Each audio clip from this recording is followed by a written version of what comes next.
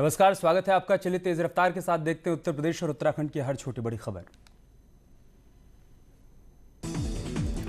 वाराणसी में शराबी बदमाशों ने रेस्टोरेंट स्टाफ के साथ की मारपीट। देर रात रेस्टोरेंट बंद होने के बाद जबरदस्ती खाने की कर रहे थे डिमांड। सीसीटीवी में कैद हुई वारदात। जालौन में अवैध गैस रिफिलिंग करते समय मारुति वैन में लगी भीषण आग। घरेलू गैस सिलेंडर से की जा रही थी गैस रिफिलिंग। सर्दियों में धधक रहे हैं जंगल। बागेश्वर में जंगलों में लगी आग। उत्तरकाशी, अल्मोड़ा, पिथौरागढ़ और पौड़ी में भी जले जंगल। उत्तरकाशी में लगी जंगलों की आग को लेकर वन विभाग के साथ आईटीबीपी के जवान भी जुटे। करीब 9 हेक्टेयर क्षेत्रफल में जले जंगल में लगी थी आग। लखनऊ में पीआरवी गाड़ी में सिपाहियों का सोते हुए वीडियो वायरल। यूपी 112 की पीआरवी में सो रहे थे सिपाही। गाजीपुर कलेवा स्वीट्स चौराहे का है वीडियो। पीलीभीत में दबंगों ने लेखपाल समेत नगर पंचायत के बाबू और सफाई कर्मी को जमकर पीटा। अवैध कब्जे की शिकायत पर पहुंचे लेखपाल के साथ हुई मारपीट। कानपुर में 2 गुटों के बीच जमकर हुई मारपीट। नशा करने के विवाद में आपस में भिड़ गए दोनों गुट। मारपीट का वीडियो वायरल। फतेहपुर में कांग्रेस की पार्टी कार्यालय में एक नाबालिग बच्चा हाथ में राइफल लेकर टहलता दिखा। बच्चे की उम्र 15 साल बताई जा रही है। वीडियो सोशल मीडिया पर वायरल। मुजफ्फरनगर में 2 पक्षों के बीच जमकर हुई मारपीट। दोनों तरफ से जमकर चले लाठी डंडे। पुलिस ने आरोपियों को हिरासत में लेकर शुरू की कार्रवाई। वाराणसी में शिव मंदिर के पास नाग नागिन का जोड़ा क्रीड़ा करता हुआ दिखाई दिया। इस मौसम में नाग नागिन की ये क्रीड़ा बेहद चौंकाने वाली है। गाजीपुर में मुख्तार के होटल गजल पर प्रशासन का चला बुलडोजर। जेसीबी मशीनों से पूरे होटल को किया गया तहस नहस। फर्रुखाबाद में एसपी जिलाध्यक्ष की गुंडई का मामला आया सामने। जमीन कब्जाने को लेकर महिला के साथ घर में घुसकर मारपीट का आरोप। हाथरस केस में पीड़ित परिवार की सुरक्षा में आज से तैनात होगी सीआरपीएफ। 239 बटालियन में रहेंगे करीब 80 जवान। जवानों के रुकने के लिए जिला पुलिस प्रशासन ने की व्यवस्था। हाथरस में खेत में काम कर रहे युवक को दबंगों ने मारी गोली। हालत गंभीर। परिवार वालों ने पुलिस से की शिकायत। अल्मोड़ा में पहाड़ से लेकर चरस और गांजे के मैदानों में की जा रही है तस्करी। पुलिस ने पिछले 6 महीने में 26 मामलों में कार्रवाई की। ऋषिकेश में अतिक्रमण बना बड़ी परेशानी। अतिक्रमण पर निशान लगाकर भूल गया है प्रशासन। लोगों को हो रही है परेशानी। प्रतापगढ़ में घर में घुसे चोर की हुई पिटाई। घर वालों ने चोर को पकड़ा और लोगों ने चोर को जमकर पीटा। पिटाई से चोर की हालत गंभीर। प्रयागराज रेफर।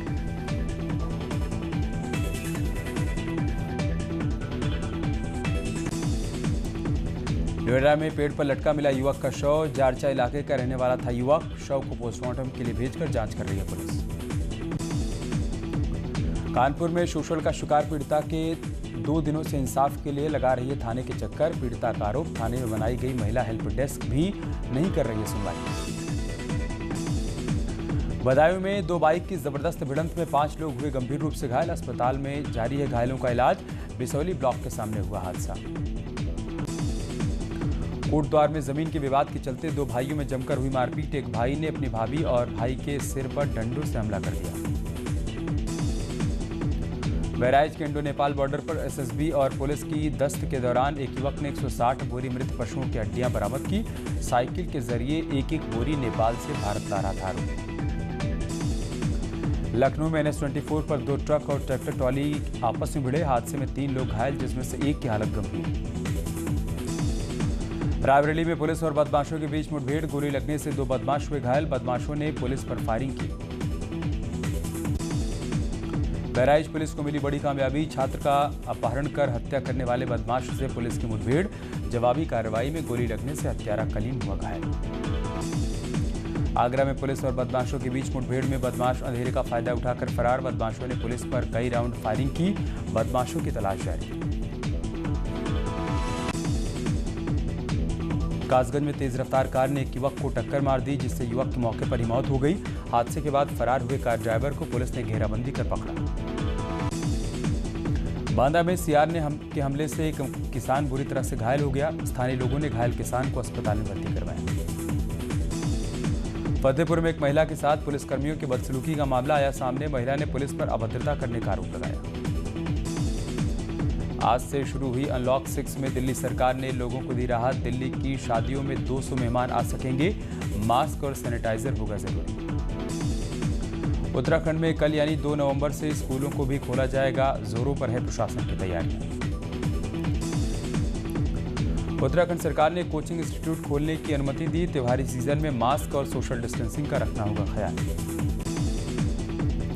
आज से बदल जाएंगे कई जरूरी नियम। एलपीजी बुकिंग पर ओटीपी के बाद मिलेगी होम डिलीवरी। कई ट्रेनों के टाइम टेबल में होगा बदलाव और एसबीआई के बचत खाते पर ब्याज दर में होगी कटौती। कानपुर देहात में रिटायर हुए दरोगा रामकिशोर की अनोखे ढंग से हुई विदाई। थाने के अंदर जिस कुर्सी पर बैठकर वो सुनवाई करते थे उसी कुर्सी पर बिठाकर उनकी विदाई की। बाराबंकी में शिक्षा के क्षेत्र में टीचर शिवानी सिंह का अद्भुत प्रयास। महामारी के दौरान 22 गांव के 1300 बच्चों को बिना पर्याप्त संसाधन के ही दे रही है शिक्षा। मथुरा में 2 दिन शरद पूर्णिमा का उत्साह बड़े ही भक्तिभाव और आस्था के साथ मनाया गया। भगवान कृष्ण को 56 भोग का भोग लगाया गया। बिहार के छपरा में पीएम मोदी ने चुनावी रैली को संबोधित करते हुए कहा, भीड़ देखकर विपक्षी दलों के लोग बौखलाए। भीड़ देखकर अंदाजा हो गया है कि बिहार में एनडीए की सरकार बनने वाली है। रैली में संबोधन के दौरान पुलवामा हमले पर बोलते हुए पीएम ने कहा कि अपने राजनीतिक स्वार्थ के लिए देशहित के खिलाफ जाने से भी बाज नहीं आते लोग। पड़ोसी देश ने पुलवामा हमले की सच्चाई को स्वीकारा। बिहार में चुनावी सभा को संबोधित करते हुए पीएम ने महिलाओं से कहा, छठ पूजा की तैयारी करो मां, दिल्ली में आपका बेटा बैठा है। विश्व हिंदू परिषद के प्रवक्ता विनोद बंसल ने सीएम योगी के लव जिहाद कानून वाले बयान पर कहा, महिला सुरक्षा के लिए ये कदम बेहद जरूरी, कानून लाने का स्वागत करते हैं। लव जिहाद के खिलाफ कानून बनाने का अखिल भारतीय अखाड़ा परिषद ने समर्थन किया। अध्यक्ष महंत नरेंद्र गिरी ने कहा, अब समय आ गया है कि लव जिहादियों का राम नाम सत्य हो जाना चाहिए।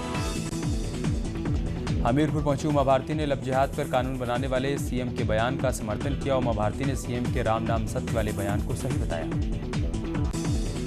शनिवार को सीएम योगी ने लव जिहाद के बढ़ते मामलों को लेकर जौनपुर में दिया था बयान। सरकार बनाएगी लव जिहाद के खिलाफ सख्त कानून। उपचुनाव के रण में आज सभी पार्टियां बजाएंगी आखिरी रणभेरी। शाम 5 बजे के बाद खत्म हो जाएगा चुनाव प्रचार। 3 नवंबर को डाले जाएंगे वोट। केंद्रीय मंत्री मुख्तार अब्बास नकवी ने मुनव्वर राणा के बयान पर दिया जवाब। कहा, दहशत और खून खराबा किसी मुल्क और मजहब का हिस्सा नहीं हो सकता।